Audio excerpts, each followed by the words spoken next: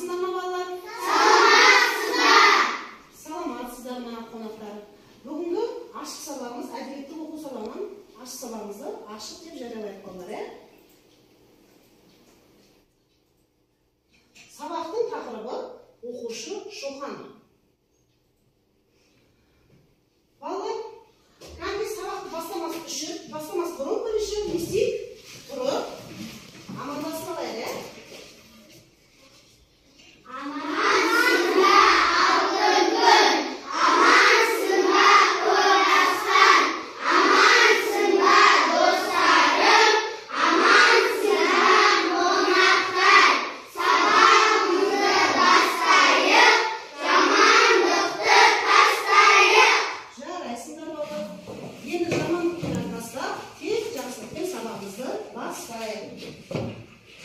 Сабағымызды бастамас бұрын балалар, біз қолымыздың атын бөліп алайық балалар, қаласпайды. Мінекей. Болған топ бірімізден біріміз қол шапалақтап белгі береміз. Жарай ма? Жарайсыңдар, үшінші топты. Кім деген сөз шықты? Мейірімді. Мейірімді. Керемет. Үшінші топ мейірімді болды.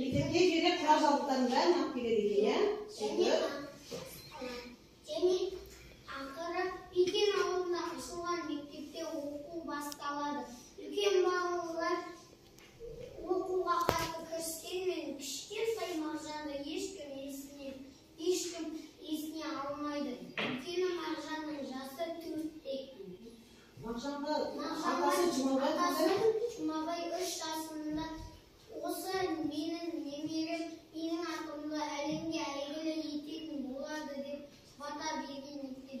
Бұл батаны алған Мағжан қарап отырмайды. Жарайсың, керемет, сен сонда кішкентай Мағжан не істеді деп ойлайсыңдар? Әмина сұра ғой.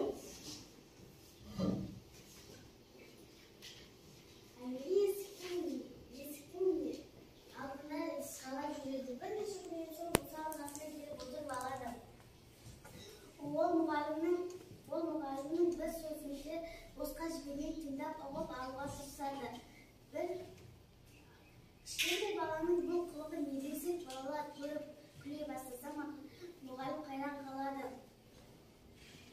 Бір күні мұғалімнің тақтаға жазған сөзін Мағжанның үлкен ағасы Мехин дұрыс оқи алмай тұрады. Дұрыс оқи алмай тұрады. Сол кезде кішкентай Мағжан не істейді екен? Отыра ғой, жарайсың. Кім жалғастырады? Кәусар келе ғой. Жарайсың, Әмина, отыра ғой. Сонда Ахметтен мұғалім жас баланың қолын ұстап алып келді де, ең алдыңа партаға отырғызады.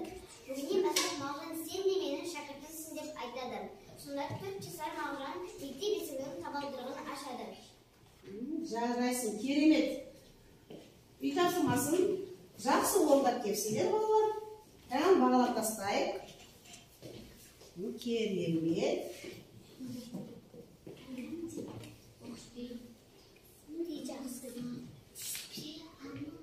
Балалар, сабақтың басымен танысайық. Сабақтың басында балалар шығарманың мазмұнын түсінеді, кейіпкердің сыртқы келбетін не істейді екенбіз? Сипаттайды екенбіз.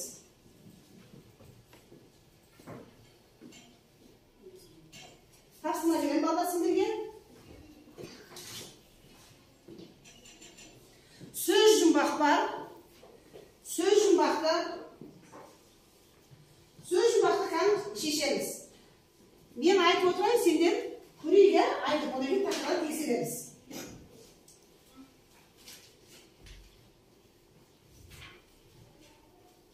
Жақсының сөзі жарық, айдай, анық дейді. Бір сөз қап кеткен балдар. Қандай сөз қап кеткен? Шолпан. Шешеміз. Шолпан дейді. Жақсының сөзі шолпан, жарық, айдай, анық. Ұстаздар, шәкірт, керемет.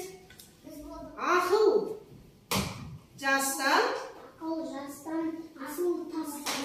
Асыл тастан екен. Ғылым таппай, орын таппай, бақтанба. Қайта біріншіліктің әні?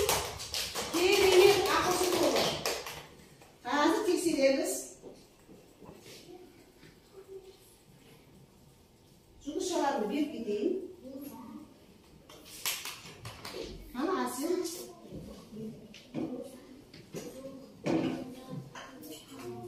Үшінші топ болдық па? Үшінші топ?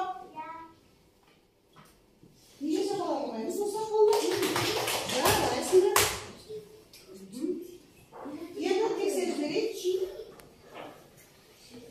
Шолпан, озар, ақыл, мақтанба, баптанба. Дұрыс. Керемет балалар, жарайсыңдар.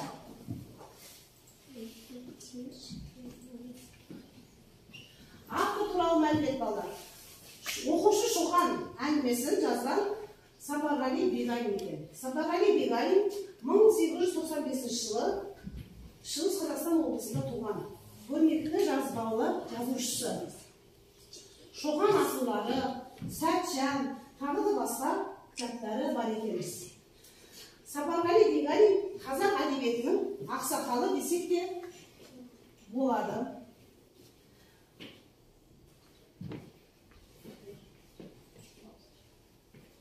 Оқушы Шоқан мәтінді есімдерге жақсылап оқып берем балалар. Қазір зейін қойып тыңдайды. Қазір осының ішіне сіздерге бір сұрақтар түседі, соған жауап береміз. Әбубәкір молда баланың қандай нәрсеге бейімі бар екенін аңғаратын. Сол жағына көп көңіл бөлетін ұстаз еді. Ол Шоқанның қиялшыл алғырлығына қызығатын. Сондықтан өзі білетін ақындардың шығармаларын сабақ ретінде оқыды. Шоқанның әрбір жаңа кітапты оқыған сайын оқу құмарлығы өрши берді. Әбубәкір молда Орынборға кейінгі барып қайтқан жолы бір кішкене әңгіме кітабын әкелген. Шоқанға бұл кітап сондай қызық көрінді. Бірақ молда өзі оқы деп берген жоқ. Ал рұқсатсыз алып оқуға әдеп сақтап жүр. Бізді Шоқан қандай қылды? Кітапты алып оқыды ма өзі? Алып рұқсатсыз алып оқымады, иә балалар? Енді балалар, Шоқанның сөзін сипаттаймыз. Шоқанды сөзбен сипаттаймыз. Һәм кезбе. Шоқан ісінің қандай екенін бір ауыз айтып өтейін балалар. Шоқан қиялшыл, алғыр, зерек, тәрбиелі, сабырлы, сыпайы, жайдарлы болған екен, иә? Һәм жүзіңіз. Керемет. Жарайсың.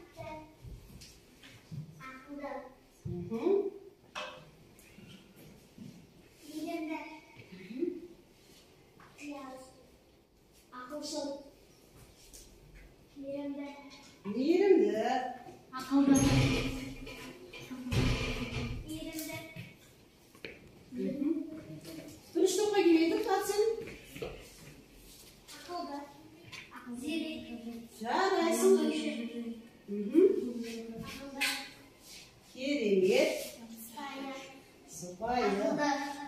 Әдетті. Керемет, жарайсыңдар.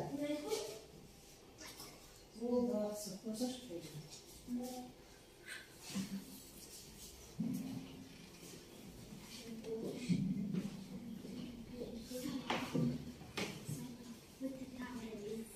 Шоқанның мінезін сипаттадық, балдар, қандай болғанын сипаттадық. Қай балдар, сегіз сәтін жасап алайық, бір сегіз алайық.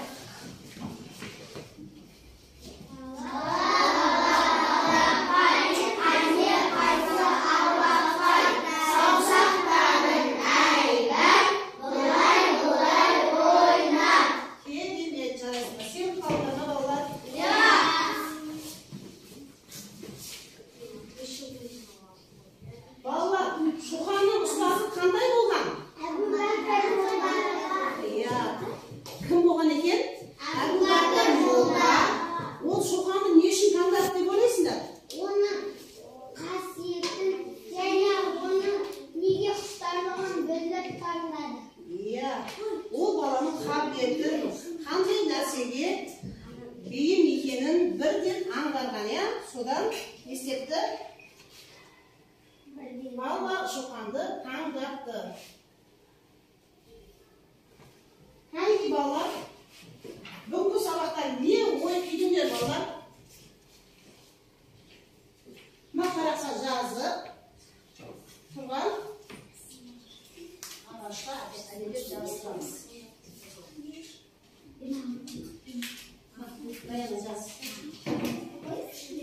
Ручкалармен жазамыз балалар. Маркерді пайдаланбаймыз бұған балалар. Ручкамен жазамыз. Түсіндім, түсінбедім, ұнады, ұнамады деп.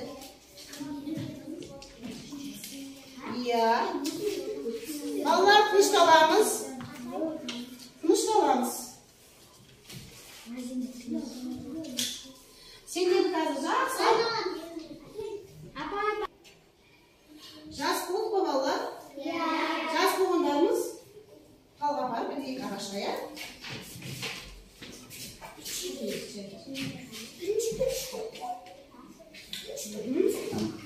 ойлаусыңдар. Жоғар жағына отырып. Сабақ ұнады, ұнамады. Қызықты өтті. Өздерің білесіңдер бала, өз ойларыңыз жасыңдар.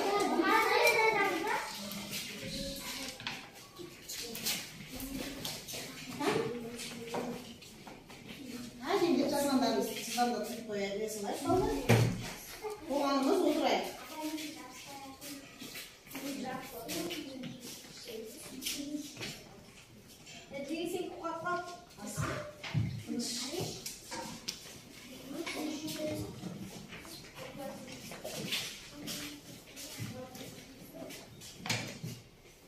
Өз балалар бір бетті тілейі бар. Сен байқамай қасында ғой, бол отыра қойыңдар.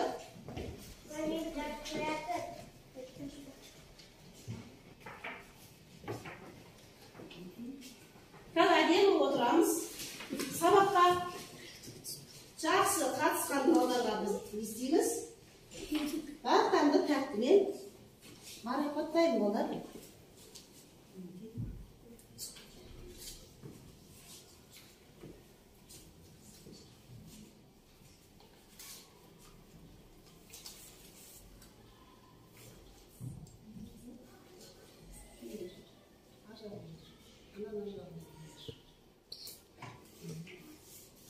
Bunu bağım hala koy.